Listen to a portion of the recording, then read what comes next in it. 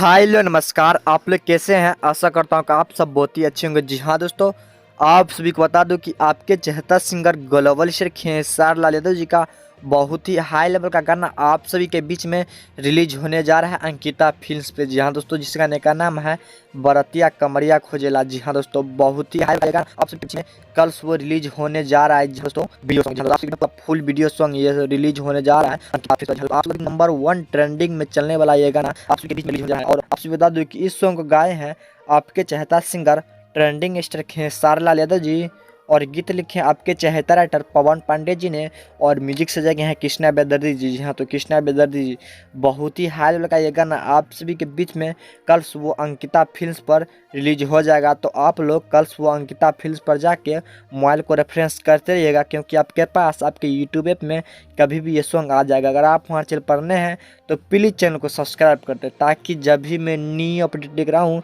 तो सबसे पहले आप तक पहुँच जाए। तो मिलते हैं अगले वीडियो अपडेट साथ, तब तक के लिए लव यू ब्रदर, अपना ख्याल रखना। Love you brother.